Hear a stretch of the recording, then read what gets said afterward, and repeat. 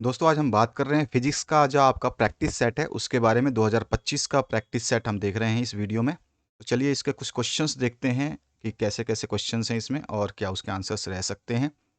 पहला जो क्वेश्चन है एमसीक्यू बेस्ड, आपको पता ही होगा कि आपके पहले जो है 10 एमसीक्यू रहेंगे, फिर आपके नेक्स्ट जो है रिटन क्वेश्चंस रहेंगे जिसको आपको लिखित आंसर देना होगा।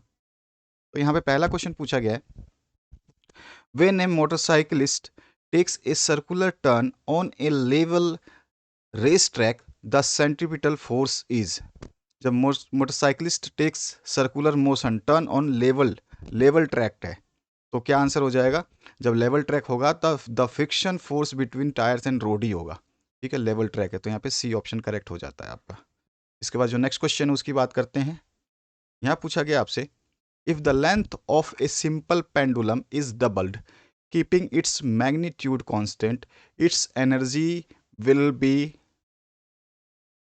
जब इसका एम्पलीट्यूड कांस्टेंट कर देंगे और पेंडुलम का जो है आपका लेंथ डबल करेंगे तो इसकी एनर्जी जो है वो हाफ हो जाएगी, यानी कि सी ऑप्शन करेक्ट हो जाता है। नेक्स्ट जो क्वेश्चन इसमें पूछा गया है, in single slit diffraction which of the following are equal, which of the following are equal, the width of non central bright fringes are equal. ठीक है, सी ऑप्शन यहाँ पे भी करेक्ट होता है आपका। नेक्स्ट जो क्वेश्चन है उसकी बात करते हैं, the colour of light emitted by an LED depends upon its bias, its reverse bias, the gap, the band gap of the material of the semiconductor. This is the right, C option correct है। Next जो question है इसमें आपसे पूछा गया है, in Bernoulli's principle which of the following is conserved. Bernoulli principle हमेशा energy conservation पे काम करता है, सी ऑप्शन करेक्ट हो जाता है आपका। नेक्स्ट क्वेश्चन है आपका numerical, the resolving power of a telescope of aperture 100 centimetre for light of wavelength 5.5 into 10⁻⁻7 metre is. हमें तो इसका निकालना पड़ेगा। यहाँ पे एपरेचर यानी कि डायमीटर हमारे को दे रखा है। अगर हम डायमीटर की बात करें तो ये आपका डायमीटर डी दे रखा है, D equals to 100 centimetre, equals to 100 centimetre में 1 मीटर हो गया आपका। मीटर में कन्वर्ट कर दिया डायमीटर आपका, तो ये तो होगी वैल्यू हमारी। और लाइट ऑफ वेवलेंथ, वेवलेंथ का हमारे को वैल्यू दे रखी है लेमडा की 5.5 इंटू 10⁻⁻7 मीटर्स। ठीक है, हमारे को ये पता है रिवॉल्विंग पावर ऑफ टेलीस्कोप क्या होता है, आरपी। आरपी इजकल्स टू क्या होता है, वो होता है हमारा डायमीटर अपॉन 1.22 लैम्डा। तो यहाँ पर आरपी कितना निकल जाएगा आपका, निकाल सकते हैं। डायमीटर हमारे पास 1 अपॉन 1.22 इंटू लेमडा की वैल्यू है हमारे पास 5.5 इंटू 10⁻⁻7 मीटर्स। ये भी मीटर में मीटर मीटर कैंसिल आउट हो जाएगा होता। आरपी इक्वल्स टू कितना हो जा रहा है आपका, अगर इसको सॉल्व करते हैं तो 1 मीटर है, ये ऊपर चला जाएगा। कैलकुलेट करते हैं तो इसकी वैल्यू आती है 0.149 इंटू 10⁻7, यानी कि हमारा ए ऑप्शन यहाँ पे करेक्ट हो जाता है। चलिए नेक्स्ट क्वेश्चन देखते हैं, the magnetic flux across a loop of resistance 10 ohm is given by, pi की वैल्यू दे रखी है आपको 5t square minus 4t plus 1 weber. How much current is induced in the loop after 0.2 second. Time आपको 2 seconds का दे रखा है, तो ये आपका कितना हो जाएगा, ये निकाल लेते हैं इसको।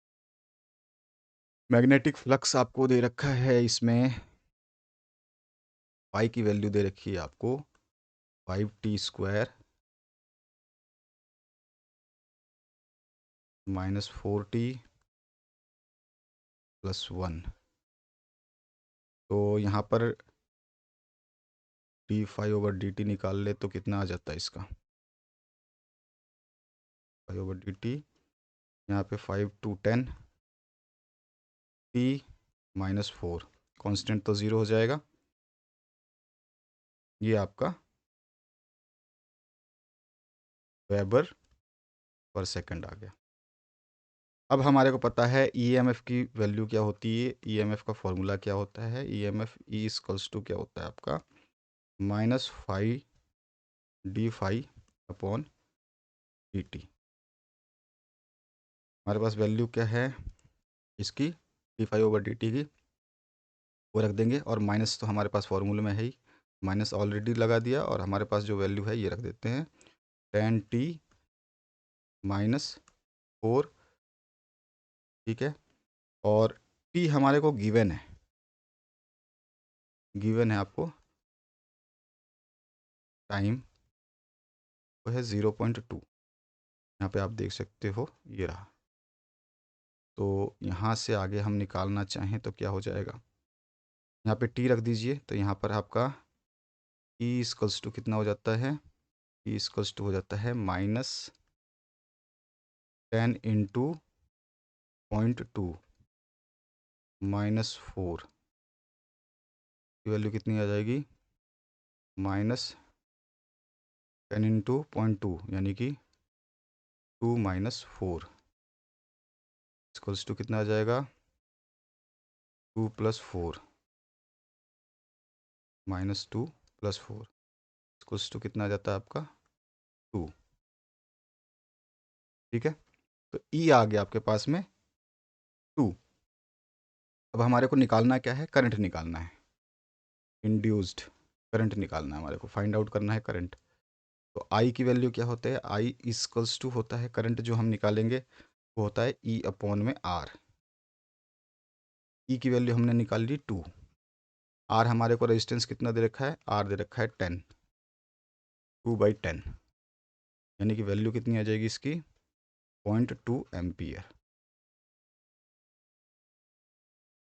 सी ऑप्शन ही करेक्ट हो जाएगा, सी ऑप्शन करेक्ट हो जाएगा, ठीक है। फॉर्मूलेज अगर हमें याद होंगे तो हम सारा कर सकते हैं। 7th 8th नंबर क्वेश्चन देख,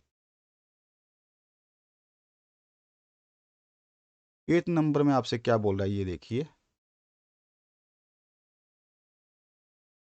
इसमें बोल रहा है a parallel plate capacitor of plate area A and plate separation D is filled with dielectrics of dielectric constant K1 K2 and K3 as one, यहाँ फिगर में दिखा रखा है K1 K2 K3, और यहाँ पे डिफरेंस दे रखा है D/2 और D/2, और इसका टोटल D है, ठीक है, कोई बात नहीं। और यहाँ पर क्या हो जाएगा, the effective capacitance between P and Q, अच्छा P एंड Q के बीच में इफेक्टिव कैपेसिटेंस पूछ रहा है, जो कि दोनों के बीच में आ रहा है, ये हमें बताना है। ये कितना आ जाएगा, तो यहाँ पे देखेंगे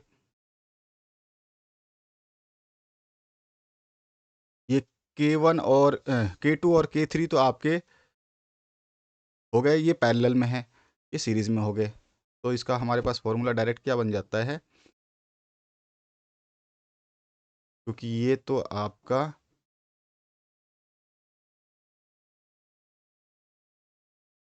K1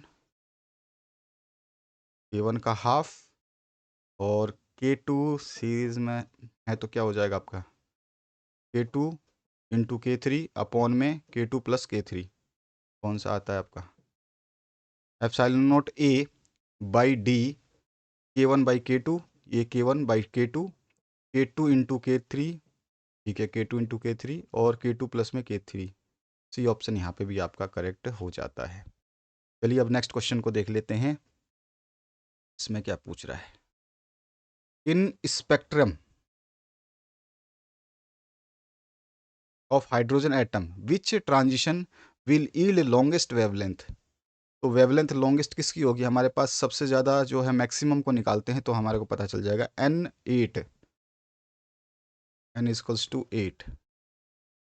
इसकी अगर हम बात करें तो इससे आपकी जो है वेवलेंथ निकल जाएगी, E8 की एनर्जी लेवल की बात कर ले तो यहाँ पे आपका इसका होता है -0.2125, और N7 की बात करें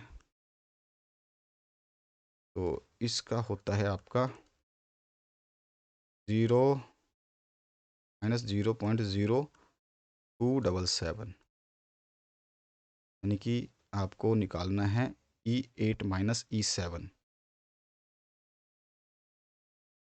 हम तो केवल सॉल्व कर रहे हैं, बाकी आपको एग्जाम में सॉल्व नहीं करना है। यहाँ पे सॉल्व करके हमें निकालना पड़ेगा, कहीं कहीं न्यूमेरिकल जो आएंगे। E7 equals to minus 0.2125, again minus, फिर से माइनस 0.277।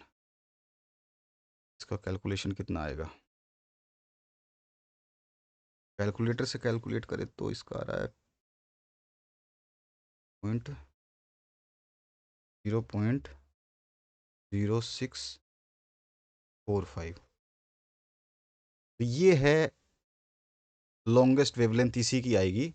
आप बाकी निकालोगे वो लॉन्गेस्ट नहीं आएगी, तो यहाँ पर जो है मैक्सिमम में निकल जाता है लॉन्गेस्ट, तो यहाँ पे डी ऑप्शन करेक्ट हो जाता है। अब नेक्स्ट क्वेश्चन देखते हैं। Mass of proton is 1.6 into 10⁻⁻27 kg. The proton enters the magnetic field of 2 Tesla at an angle of 30 degree with the direction of field. The velocity of proton is 2 into 10⁻⁷ meter per second. The radius of circular path traced by the proton is, radius का formula हमारे पास direct है, r equals to कितना होता है, तो r equals to हमारे पास इसकी value आ जाती है mv बाई में आपका qb साइन थीटा, ये वैल्यू होती है। हमारे को निकालना क्या है, रेडियस निकालना है, फाइंड आउट करना है इसको। तो हमारे को m कितना गिवन है, यहाँ पे वैल्यूज़ लिख लेते हैं। m equals to mass 1.6 into 10⁻⁻27 kg। Velocity कितनी दे रखी है, velocity of proton 2 into 10⁻⁷ metre पर सेकेंड। क्यू चार्ज 1 चार्ज का तो आपको याद होगा, नहीं तो कांस्टेंट में देख लेना ना, चार्ज की वैल्यू दी जाएगी। तो चार्ज हो रहा है आपका 1.6 इंटू 19 सॉरी 10⁻⁻⁻19 कूलम, ठीक है। और आपके पास क्या होता है, एम ले लिया, वी ले लिया, क्यू ले लिया, वी कितना दे रखा हमारे को, कितना टेस्ला है, 2 टेस्ला, 2 टेस्ला। साइन थीटा ये दिया हुआ आपको 30 डिग्री, इसकी वैल्यू होती है आपकी कितनी, 0.5 आई थिंक, 0.5, यही इसकी वैल्यू होगी। इन सारी वैल्यूज़ को अगर हम पुट करते हैं, m की जगह v की जगह, q की जगह v की जगह, और साइन थीटा की जगह 0.5 आपका, तो ये अप्रोक्सीमेटली जो आ जाएगा ये 6 का अराउंड आना चाहिए, ठीक है। तो यहाँ पे डी ऑप्शन करेक्ट कर लेना, बाकी आप चेक कर लेना एक बार मिला करके, अगर कोई इश्यू है तो मुझे कमेंट करके बताना। नेक्स्ट जो क्वेश्चन है इसकी बात करते हैं। अब यहाँ पर पूछा गया आपसे, इन द मोशन ऑफ, अब यहाँ पे जो है 16 मार्क्स का क्वेश्चन है sorry, is the motion of earth around the sun periodic और ऑक्सिलरी। इसके अलावा what is the effect of the intensity of incident radiation on the stopping potential in photoelectric emission. इसकी पीडीएफ मैं आपको दे देता हूँ, आप डिस्क्रिप्शन से इसकी पीडीएफ डाउनलोड करना और फिर इसको जो है सॉल्व करने को प्रयास करना। बाकी मैं इसके सॉल्यूशंस और सैम्पल पेपर्स में आपको, हमारे पास सभी सब्जेक्ट के जो है सैम्पल पेपर्स अवेलेबल हैं, आप चाहें तो देख सकते हैं और चाहें तो ले सकते हैं, ठीक है। वो ऑलरेडी मैं अवेलेबल करा दूंगा आपको। 5 सैम्पल पेपर्स हैं आपके, जैसे फिजिक्स का 5 सैम्पल पेपर्स, केमिस्ट्री के 5 सैम्पल पेपर्स हैं, और आपके इंग्लिश के 5 सैम्पल पेपर्स हैं, बायोलॉजी के 5 सैम्पल पेपर्स हैं। जो भी आपके सब्जेक्ट हैं सभी के 5 सैम्पल पेपर्स हमने इशू कर दिए हैं 2025 के लिए। और आपको कई वीडियो में बताया है कि आपको कैसे कांटेक्ट करना है। वैसे भी मैं बताया तो यहाँ पर हमारा व्हाट्सएप नंबर जो है उस पर आप संपर्क कर सकते हो अगर आप करना चाहें तो। 8469022568, ठीक है। इस नंबर पे आप कांटेक्ट करना चाहें तो कर सकते हैं। पीडीएफ पेड रहेगा, ये ध्यान रखना। जो भी आप पीडीएफ लोगे, ठीक है, जो भी पीडीएफ लोगे ये सारे के सारे आपको पेड रहेंगे और विद सोल्यूशन रहेंगे, विद कंप्लीट सोल्यूशन, ठीक है। तो ये चीज़ आपको ध्यान रखनी है। मैं इसकी ये जो पीडीएफ है मैं आपको डिस्क्रिप्शन बॉक्स में दे दूंगा ताकि आप लोगों को दिक्कत ना हो। क्लियर। तो यहाँ पे जो क्वेश्चंस दिए गए हैं इनको आप देख सकते हो। थर्ड क्वेश्चन है, अब मेरा क्वेश्चन अभी मैं सॉल्व जितना था छोटे क्वेश्चंस मैंने करवा दिए हैं, बाकी आप इनको सॉल्व कर लेना। नहीं होता है तो इसको आप कमेंट कर देना, मैं कर दूंगा सॉल्व इसको भी। Third question, fourth question, fifth question है। अगेन जो है sixth question, seventh, eighth, description box से इसकी पीडीएफ ले लेना, कोई दिक्कत नहीं है। आप वीडियो में देखना चाहें तो वीडियो में देख सकते हैं। यहाँ पर कोई भी 8 अटैम्प्ट करना है आपको, ठीक है। और यहाँ पर जो है आपका ये आपका 16 मार्क्स नहीं है, यहाँ पर 8 मार्क्स होना चाहिए। मिस प्रिंट है, प्रैक्टिस पेपर है तो मिस प्रिंट हो सकता है मे बी। और यहाँ पर जो है आपका 8 अटैम्प्ट करना है। क्वेश्चन नंबर 3 है, क्वेश्चन नंबर 4, 5, 6, 7, 8, 9, 10, इसमें से कोई भी 8 अटैम्प्ट करना है आपको। अगेन 11 है, देन 12 है, 13 है, 14 है, ठीक है। सारे क्वेश्चंस आप देख ही पा रहे हैं। इसके बाद सेक्शन सी है, आपके 3 मार्क्स क्वेश्चन है, इसमें भी आपको 8 अटैम्प्ट करने हैं। 15 नंबर है, 16 नंबर है, again 17 number, 18 number, 19 number, 20, 21, then 22, 21, 22, 23, 24, 25, 26। Section D, any 3 attempt करने होंगे आपको, 12 मार्क्स देगा। 4 मार्क्स का एक क्वेश्चन होगा यहाँ पे। 27, 28, 29, 29 का पोर्शन बचा हुआ है ये, देन 30 क्वेश्चन नंबर एंड 31, ये एंड हो जाता है आपका एग्ज़ाम पेपर। तो इस तरह का ये पेपर है जिसको आप एक बार ज़रूर सॉल्व करें, अपने हिसाब से सॉल्व करें, थोड़ा सा मेहनत करें ताकि आपको पता चले कि हाँ फिजिक्स का पेपर आप सॉल्व कैसे कर पाएंगे एग्ज़ाम में। चाहे आप देख के करें लेकिन लिमिटेड टाइम में करने का प्रयास करें, लेकिन करें ज़रूर सॉल्व। नेक्स्ट वीडियो में फिर मिलते हैं। Thank you very much, have a good day.